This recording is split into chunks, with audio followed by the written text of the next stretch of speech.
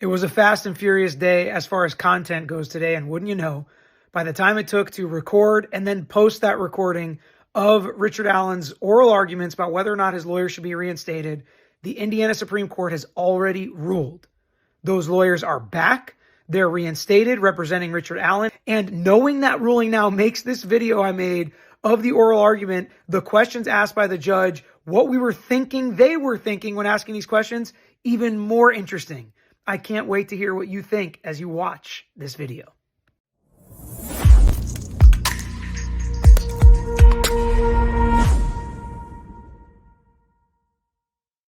What's up, everybody? So much going on today. I am tired. It is after the workday has ended.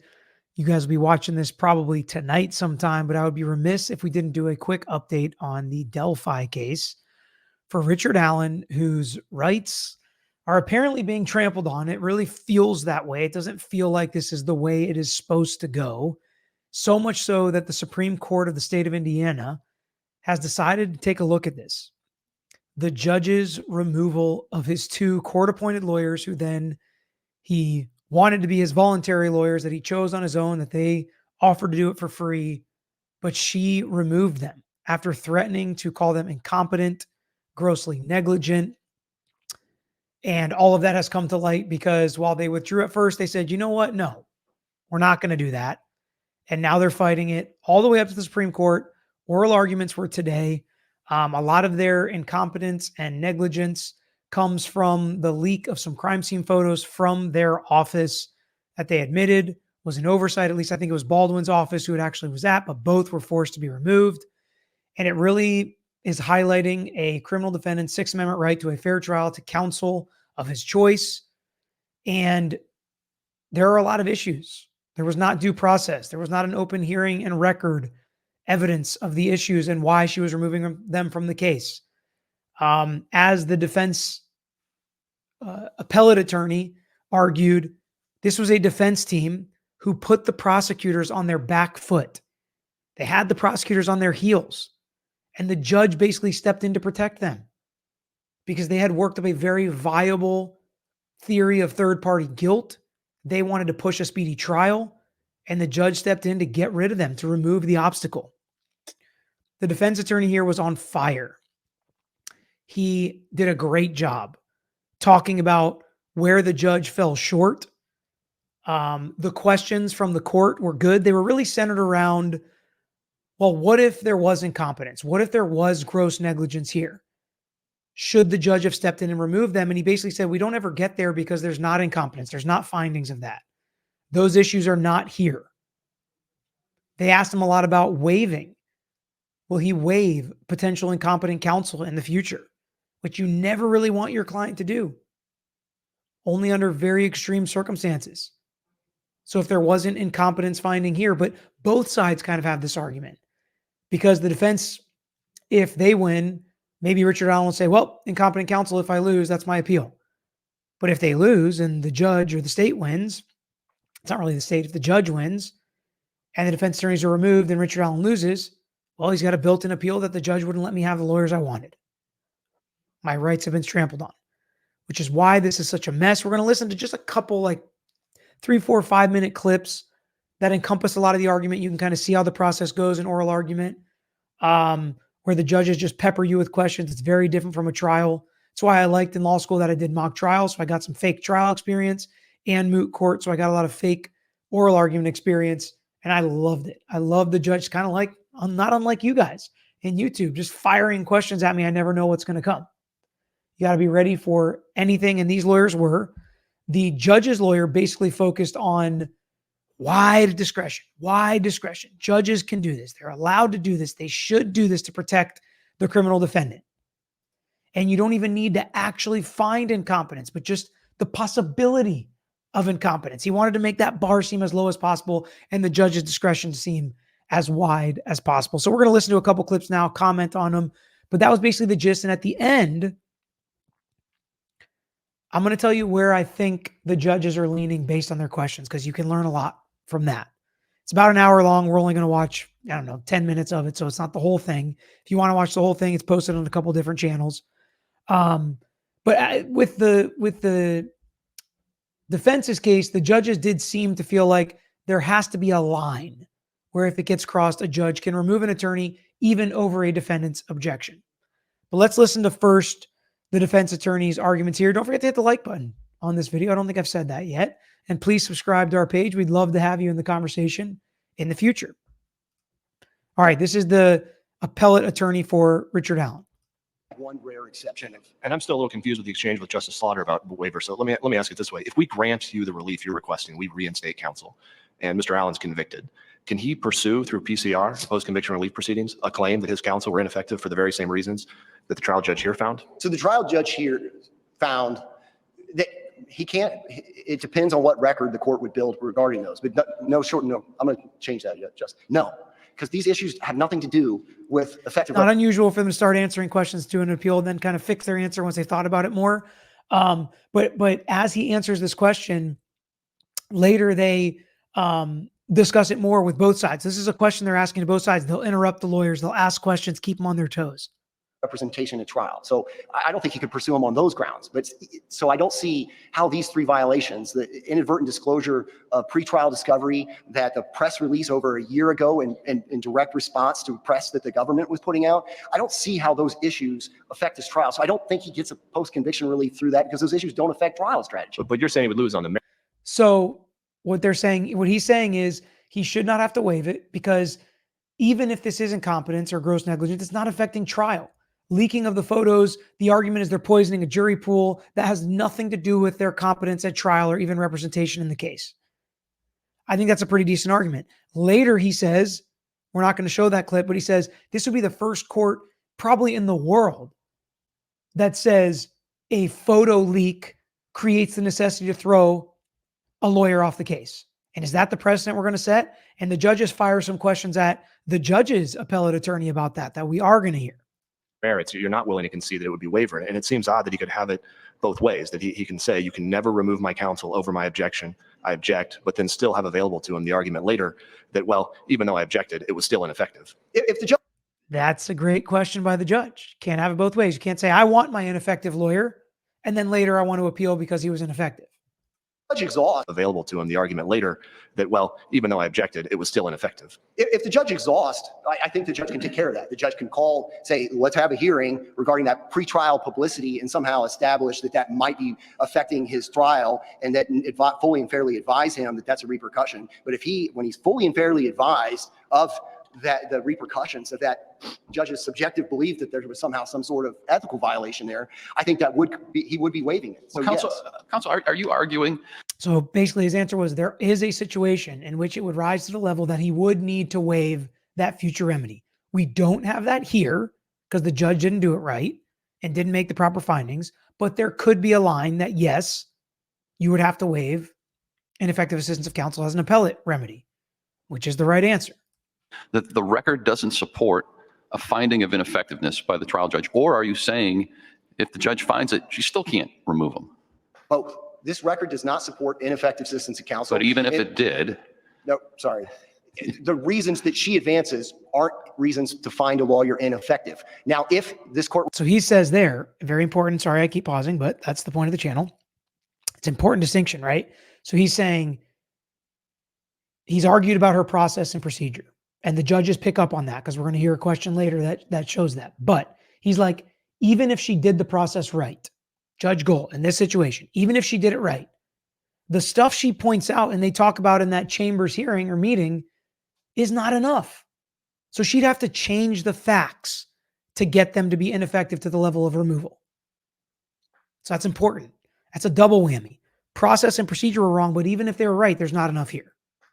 Was to say those are reasons that a law that would constitute ineffective assistance of counsel for a Sixth Amendment violation. So if we were to get to that point and he was fully and fairly advised of the potential repercussions of those violations on his trial strategy, then you could have a waiver issue. But the reasons that she cites for doing what she did had nothing to do with trial. But let's assume for a moment that she cited a reason that there's an intimate relationship going on. And she pulls them in and goes into the chambers and says, listen, I understand that there's an intimate relationship occurring between the defendant and you. Do you understand that's a conflict of interest? That's a violation of the ethical rules, that there's a disciplinary proceeding that I'm going to be referring for him. Do you want to go forward with this representation? And the client says, yes. I think you've got a waiver of ineffective assistance to counsel on those grounds, but I don't think that the judge is absolutely precluded from injecting herself and saying, well, that in that case, it'd be a conflict of interest. So we're struggling to find a situation where there's an ethical violation that affects the outcome of trial, where there's a situation where the defendant says, I want to go forward, I've been fully and fairly advised of it, and the judge somehow has a role, absent a conflict of interest, injecting herself into that. And I do think that you can waive, you can waive an ineffective assistance to counsel claim. That's well-established case law. It's just none of these things the judge cite have anything to do with ineffective assistance to counsel. These are purported ethical violations, and not every ethical violation necessarily, even if it was established, has anything to do with trial strategy and whether a defendant receives a fair trial. And these are examples, these are good examples of that. And how you have to keep that stuff kind of separate. Okay, we're going to jump to some of the judge's lawyers' argument. And again, they focus on the wide discretion that the judge has. The Supreme Court justices ask a lot of questions about, is this going to delay him? Isn't that unfair? Things like that. There's a lot of kind of woofs in some of these questions and some of this exchange. But the point of appellate court judges is they pick on the parts of your argument that either they disagree with, they need more clarity, they want to highlight. So you could have a 50-page brief and they only talk about 2 pages because that's all they care about. They usually seem like they are arguing or against whatever lawyer is up there. So they're combative, not combative, but that's just the way it feels because they're trying to get at the stuff they don't understand or disagree with to hear what the arguments are. So it kind of sounds like they disagree with this lawyer. It's going to sound like they disagree with the judge's lawyer. And at the end, I'll just give you kind of my take on which way I feel like they're actually leaning based on their questions.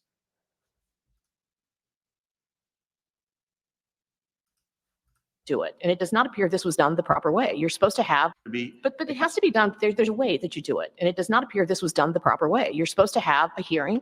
The court did it sua sponte, which means on their own motion. There was a hearing in chambers. So did she exceed her authority by the manner that she presented them back in chambers saying, you're either out or I'm going to publicly out you? And that's basically the issue I had from the jump, is just the way this was done was so bad. This is not how we should do things. This is not appropriate. And the judges picked up on that. And they asked multiple questions about the process and manner in which Judge Gold did this. Even if she was right, is this really how we want things to happen in our system? There's certainly no U.S. Supreme Court case law or Indiana case law that says there has to be a certain amount of procedure. So there's no process involved at all for taking a judge, no hearing, no, I have the suspicion that this is going on. I think you're incompetent and you're out. Well, the trial judge was prepared to have a hearing here. A hearing was scheduled. Counsel had notice of a hearing. The prosecutor was there ready to present witnesses. And the counsel in this case made their own strategic decision to withdraw rather than go out in open court and have a hearing. Strategic decision, like they really had a choice after what she threatened them with. I mean, come on. I know lawyers can get up there and say a lot of things, but that's brutal. And that was their choice. And they made that choice, I'm sure. Having read the transcript, was it a full and free choice? Well, no. These are very experienced lawyers. These are highly competent lawyers in other contexts. Did you catch that? I mean, look at the word right here. He's arguing these lawyers are so incompetent and grossly negligent that his judge that he represents, his client that he represents, did the right thing in throwing them off the case, even though Richard Allen wants them to continue and they want to continue representing him. They're so incompetent and grossly negligent. And then yet in the next breath, if it suits him, this argument, he says, oh, judge, these guys knew what they were doing. They're so experienced. They're so competent. He says, in other contexts, kind of fixes it. But that's a brutal choice of words for this guy. You're literally sitting here arguing these guys are so incompetent, they have to be off the case. Judge did the right thing. And then say they're highly competent lawyers. We'll listen to it again. Very experienced lawyers. Was it a full and free choice? Well, these are very experienced lawyers. These are highly competent lawyers in other contexts. And they had notice that the judge was considering disqualifying them. They had notice on October 10th when the judge told them that she was considering disqualifying them. They were leaning in that direction. And between October 10th and October 19th, an awfully lot of lawyering. That's not really notice. Like, hey, this is who I'm leaning. No. Occurred. On the 11th. You could tell when you read the transcripts that they were very surprised with how this was going. Mr. Rosie got together with their client and drafted a letter. On the 12th, Mr. Rosie filed a highly detailed letter with the court offering his defense and asking not to be disqualified. Sometime before the 19th, Mr. Baldwin hired outside counsel. On the 19th, outside counsel filed a brief. They had oral argument. There were 9 days of an awfully lot of lawyering that occurred in that period. And at the end of that, what both counsel elected to do was state their intent to withdraw. And Mr. Rosie said, I've got a life outside of this case. I've got a life outside of this courtroom. I have a family. I have a law. That she was literally threatening, that the judge was literally threatening in chamber, not his life, but his livelihood, his reputation, his character. Law practice, and I'm going to withdraw. And that is his choice. That is his decision to do that. But if they had wanted, they could have filed for a continuance. They didn't do that. They could have gone out and had a hearing and presented evidence. Yeah, that would. They didn't do that either. Would any of those actions have been non-futile? I mean, I thought the judge made clear that her mind was made up. She had prepared a script. She'd already made the decision. They wanted a hearing, they could get it, but there was no opportunity to persuade her. Did I misunderstand? We'll never know, right? Because there wasn't a hearing, because counsel. I feel like I elected to know. withdraw. You guys feel like because you know? she said then at the hearing on the 31st, what's changed? So, which means. Well, we won't know do what know would have that. happened at a hearing that never happened, but you're right. I mean, I certainly acknowledge that. So I'm saying a lot of woofs. It's like, woof, dude. Come on, we knew how that was going to end. She probably wouldn't have changed her mind. Counsel, I appreciate you looking out for our original action jurisprudence and our potential He future. was basically saying, so what he's making a joke here is, thanks for looking out for us, but we got this. Because this lawyer was like, if you let this happen, it's not an interlocutory appeal, which they would have paused the case. We know about that with Koberger. We did a whole video on it with my dad, if you want to check that out.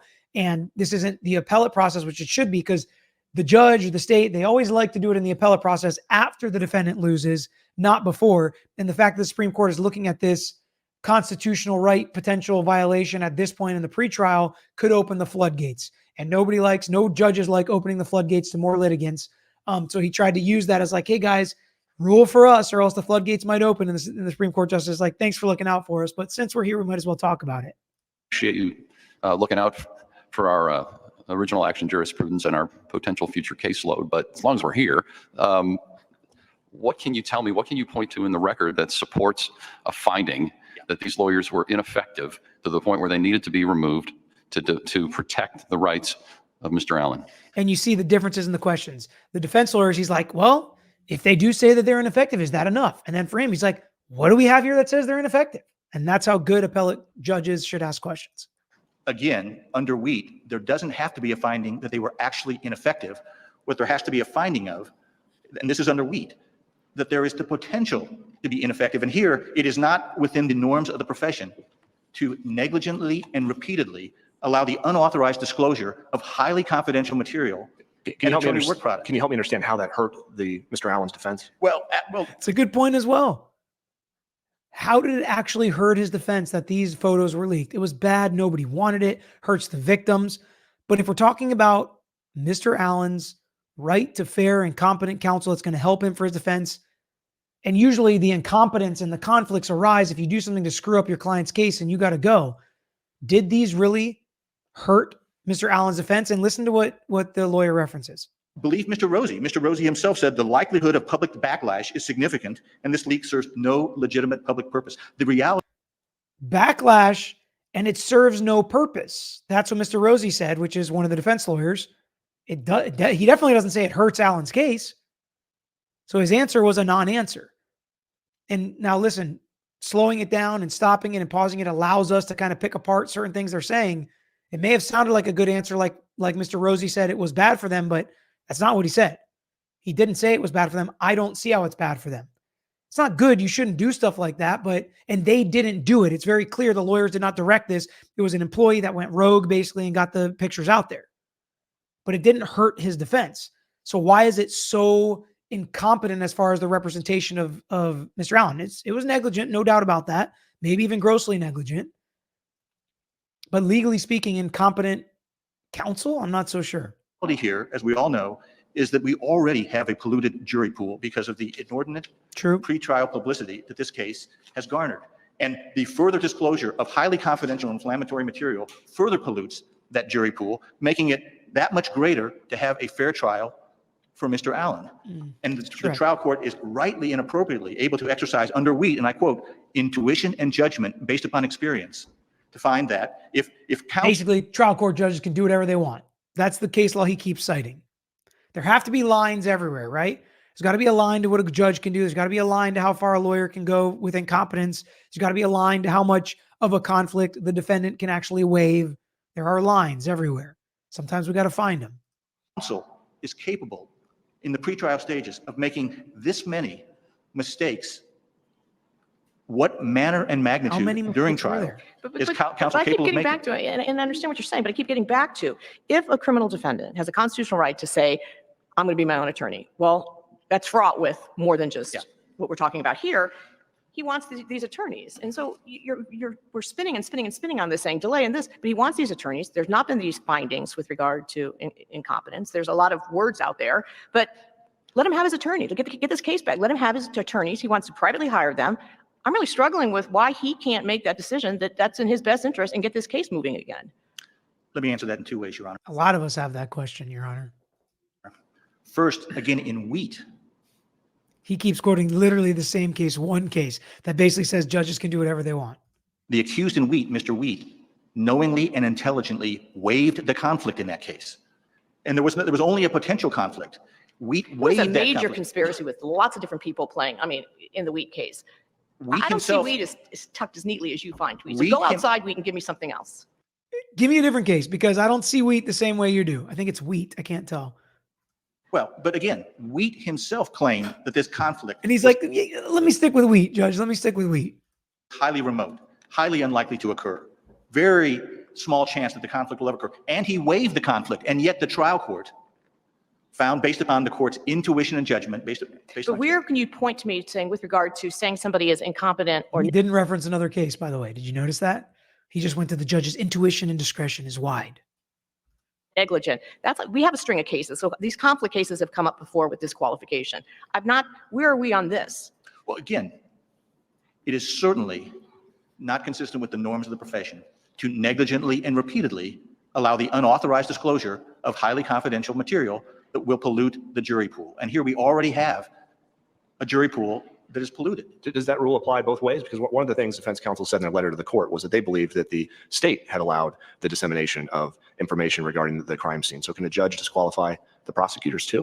Ooh. And how do we start proving all this? Well, again, the judge certainly could disqualify the prosecutor. We don't have any evidence in the record. We have Mr. Allen's counsels asserting that. There's never been a hearing on that. There's never been a finding on that. I'm just trying to understand the scope of the rule and how sharp of a double-edged sword that this might be. That question, Judge. any leak of crime scene photos or anything like that can lead to disqualification of counsel on either side. I think is your position. Well, Your Honor, our position is under U.S. Supreme Court precedent as well as this state's precedent, this court's precedent, the trial court is vested with discretion. And even Wheat said that faced with the same facts, one court might find disqualification appropriate, another court might find it not appropriate. But because two courts could reach exact opposite decisions in matters that rest with discretion, doesn't make one right and one wrong. So I'm not suggesting, nor is That's a true statement in a lot of scenarios. Which is why the judge would have had to go too far. And the questions before this court are, should the lawyers come back and should Judge Gohl be booted from this case? All right, let's jump to the rebuttal. The defense then gets to get back up since they're the one asking the court to do something. They basically have the burden. And the judges start off basically with a very important question.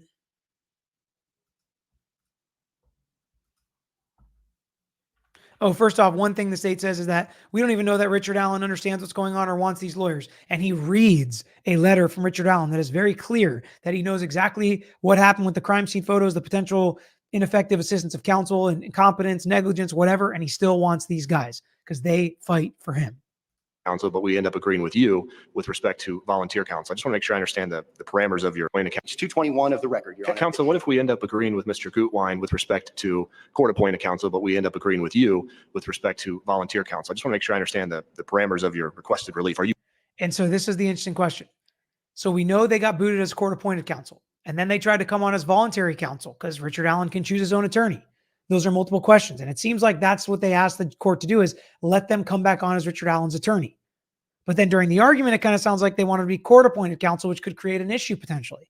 And we'll listen to the defense's answer. You only interested in having them reinstated as court-appointed counsel, or do you have an alternative request for their participation as pro bono counsel? Our obligation is the defendant. The defendant wants attorneys Rosie and Baldwin to represent him, and he could not be more clear despite what the other side has tried to represent.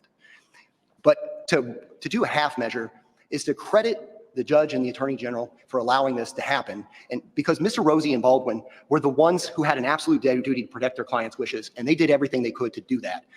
To put them back in the case to say you're working for free or that Mr. Allen needs to pay you is to punish Mr. Allen and Mr. Rosie for doing what their ethical rules require them to do, which is to give you. I think that's a great answer. I don't know if it'll carry the day, but I think that's a great answer. It's like, if you find that these guys should be the lawyer on the case and that they're not so incompetent and grossly negligent to be booted, why are you going to make Mr. Allen now pay for it when he didn't have to before? Or, which is more likely, the lawyers have to do it for free if they want to do the right thing in this case. You're going to punish everybody for doing the right thing and reward the judge who did the wrong thing, which would be kind of what you're ruling if you put these lawyers back on the case. You're disagreeing with her so much that she overstepped her discretion so much that you need to reinstate them. Do zealous advocacy for your client. And those gentlemen, when faced with a real tough call, financial tough call, career tough call, they showed up on October 31st and said, listen, our client, They did the right thing. he's been clear what he wants. And this is what we're willing to do in order to protect his rights. But to say that they need to go back in and work for free or that he needs to pay them is to miss what happened here, which is the judge had an absolute duty to act, and that is to accept his letter and his representation of what his expectations were, and that I want these gentlemen to see this case to its end. The attorney general and the judge want to create ambiguity where none exists. We don't have records like this in other cases. This gentleman could not have been more clear on October 11th. There could not have been more clarity. It means they don't have usually that the defendant really wants these guys to be his lawyers and that the lawyers are willing to do it pro bono. On October 19th. There could not have been more clarity on October 31st. And if your court looks at the new filings where he also is waiting for this court to rule because he's confused as to who his lawyers are, we have some clarity here. So that's really interesting to me. All right. So that's kind of just a quick recap and highlights of the argument. But what do I think? Where do I think this is going? I think a big question is, are they going to force Richard Allen to waive his future appellate right to an ineffective assistance of counsel in order to let these lawyers come back on? I hope the answer to that is no. I hope that if they are ineffective at trial and do something horrible, he would still have that right as he deserves it. But what I think should happen is, I think these lawyers should be brought back onto the case, and Richard Allen should be able to have counsel of choice. I think they should be paid like court-appointed public defenders like they were before. Because I don't think this rises to the level. I think the judge did overstep her bounds. I think she did it improperly. And because of that, and the process and procedure in which she did this, I kind of think she should be removed from this case. That's just kind of my thought. But what do I think will actually happen? Because usually that doesn't line up with what I would do, right, as a judge. If I were going to guess based on the judge's questions and demeanor, I would guess the judges are going to reinstate Rosie and Baldwin. I don't really have a good feeling as to whether or not they're going to make them court appointed again or make them do it pro bono, AKA for free. But I do think they're going to reinstate the lawyers. I also think they're going to leave Judge Gohl on the case. I do not think they're going to remove her. So that's my guess, but let me know what you guys think based on the questions. If you watched the whole thing and there were other parts you had questions about, let me know in the chat. As always, I appreciate you guys taking the time, hanging out, liking the video, commenting on the video, and subscribing. Share it with your friends if they're watching this case too. Let me know what they think of it. But that's all I got today. That's it. I have every ounce of video content recording I could possibly do happened today. Thanks for being here with me through it all. I'm out. Thanks for watching another episode of The Lawyer You Know. If you enjoyed the episode, please hit the thumbs up and share with your friends who may be interested here on YouTube. And don't forget to subscribe. You can also follow us on Instagram, Twitter, Facebook, and TikTok. And don't forget to check out the Lawyer You Know podcast with new seasons dropping every quarter. If you have a case you want to talk to us about, if it's a personal injury case, wrongful death, catastrophic injury, car accident, or slip and fall case, please email us at lawyeryouknow@gmail.com. And of course, all these links I just mentioned are included in the description below on this episode and every episode. So until next time, this is Peter Tragos, The Lawyer You Know.